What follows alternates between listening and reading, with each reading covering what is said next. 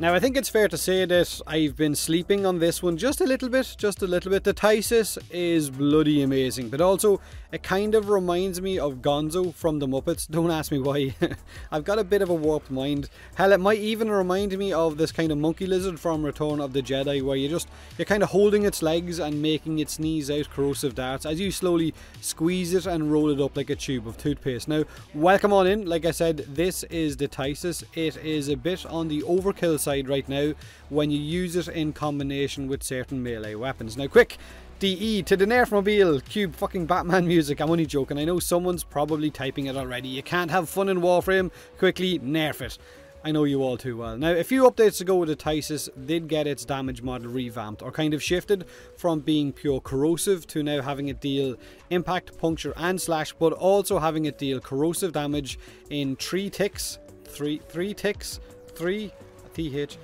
of 27 corrosive over 2 seconds. So it got a substantial buff, and I kind of forgot all about it. But with the addition of that IPS and the corrosive ticks, it makes it really damn powerful. Now that means that the Tysis can now apply multiple status procs with one shot, but also strip armor in a really quick time. The armor stripping potential of this gun is a huge bonus. 5, 6, maybe 7 darts will strip a level 160 heavy gunner's armor in seconds.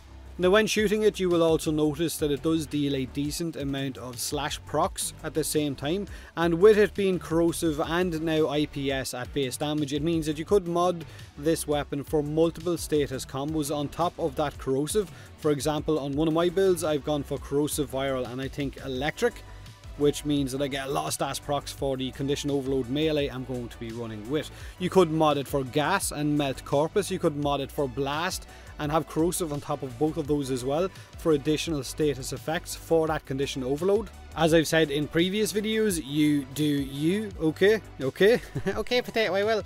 Basically, your game, your weapon, have fun, knock yourself out. Now, I know a lot of you love using the Zacti with its 3 darts, the shrubbery, or even the pox, you know, the infesticles, or even the new Cyanx which recently just came out, when running around and applying status effects to enemies before nuking them with a glaive or with your Redeemer Prime, or with whatever condition overload melee weapon you choose to run with.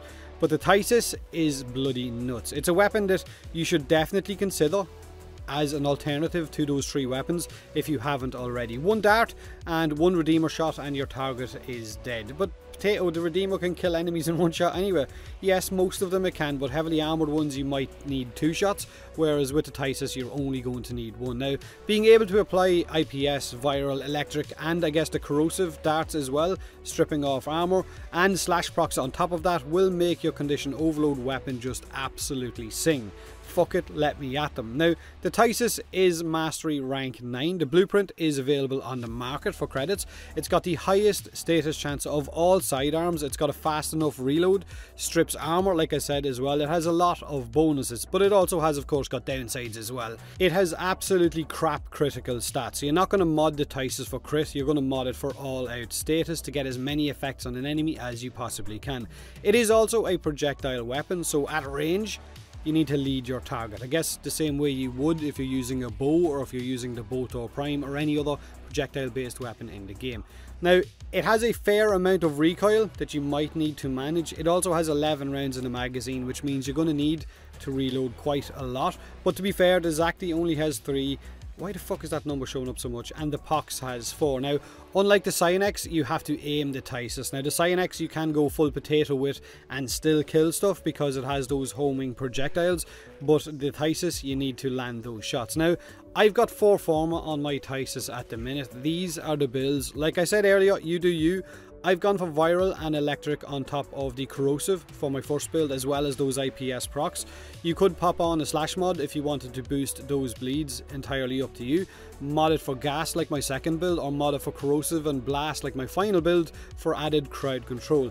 100% status chance with the blast will mean you knock down enemies nearly every goddamn shot, so it has got a lot of crowd control potential. Now, you will strip armor fast, while also nuking it with your Redeemer or with your glaive or whatever condition overload melee, like I said, you're going to bring.